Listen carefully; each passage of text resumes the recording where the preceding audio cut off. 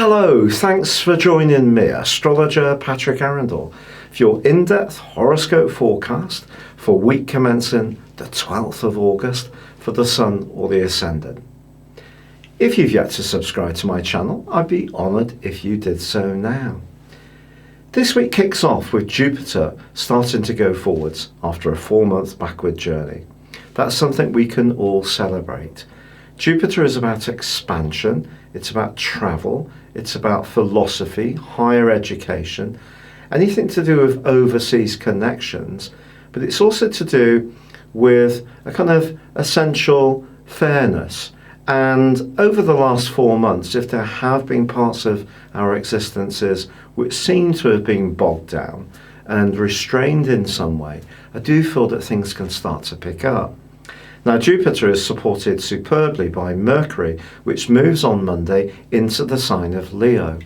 It's actually coming back into this sign after its retrograde, and by the middle of this week is fully out of shadow.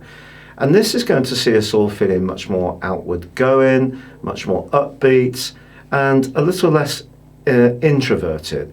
Its rotation through the sign of Cancer does bring a more emotional and watery element to the logic that Mercury asks us to embrace. But it is true on Monday that Uranus, the planet of freedom and of rebelliousness, does go into a retrograde itself, which will last until the 10th of January next year. I think if you have been making some changes to the foundations of your world, especially those that are more innovative, it's possible that some experiments haven't worked, and the interim period will ask us to look at those things afresh and to perhaps settle down the things that have been going well and perhaps find other things that may complement the different and innovative approaches we have been trying. But this is a week when there is also a full moon, and this full moon occurs in the friendly democratic sign of Aquarius. But with the Sun and Venus still in a glorious alliance all through this week, I think really what the Aquarius full moon is asking us to do is just apply a little bit of detachment to the things that we do feel passionate about, or the relationships that are really engaging our thinking, or perhaps it's a romance or a creative strand.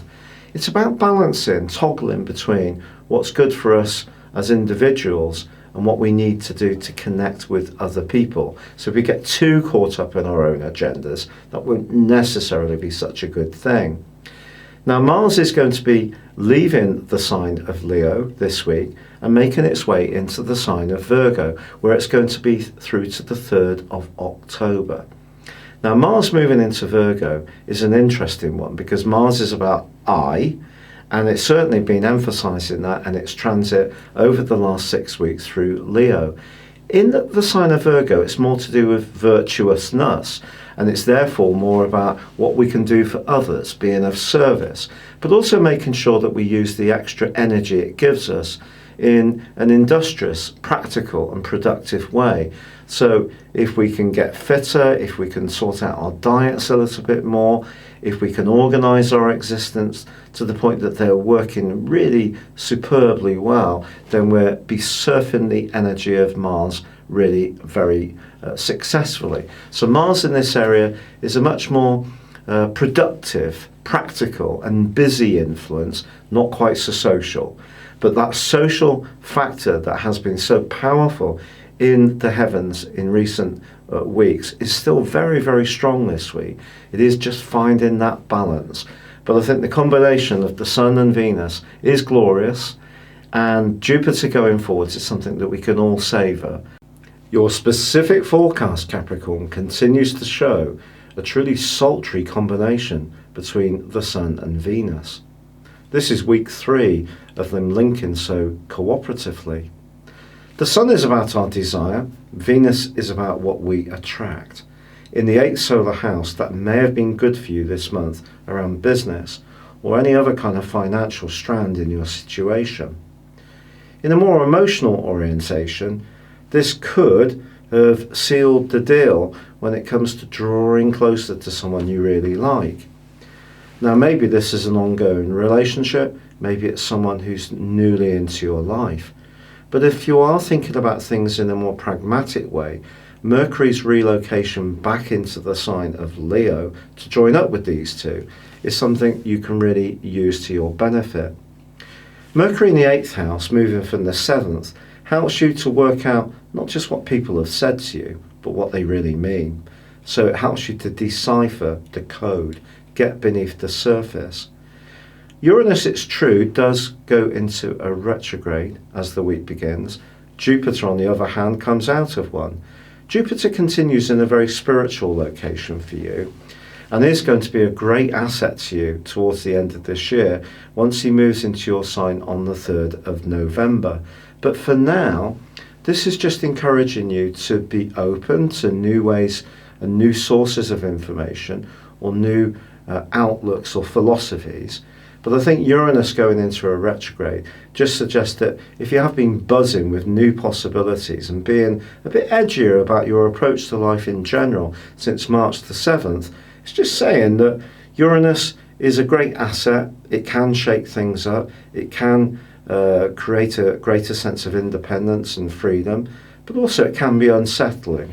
So if there is some strands of your situation where you just need to sort out what you want to be a bit daring around and what you'd rather stick with what you know, then I think through to the 10th of January you have that chance to do that.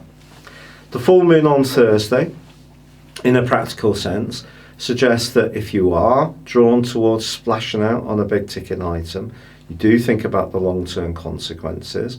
There could also be a renewal for some kind of insurance policy that may have slipped your mind. But also on Thursday, Mars, the planet of drive, moves into a superb location for you. Goes into your sister sign of Virgo on the Earth triplicity. Now Mars here is very adventurous, and over the next 6 weeks through to the 3rd of October could push you to be much more active or much more pushing your boundaries a little bit more about your knowledge. So it can work in a physical way, can work in a mental way, depends on you. But Virgo energy is about productivity, something you can relate to. And it can be about providing services. It can be about being more self-sacrificing, which is not what Mars is noted for. But I think for you generally, it just signals up an emerging trend which is going to come in more as August goes on, of you being much more fearless when it comes to trying new things. So despite the fact that Uranus is locking on the brakes, which really could be affecting your creative talents or even your thinking around your love life, generally the direction of travel later this month could see you being much more pioneering than you have for some time. It's been a real pleasure being with you, Capricorn. I'd love it if you would like or comment on this video, or if you're interested in personal astrology, please click on the link beneath this video. You can visit my chart store and buy a 12-month forecast and a character analysis with a 30% discount, or arrange to have an appointment with me personally. But for now, it's been a pleasure being with you. Good luck and goodbye.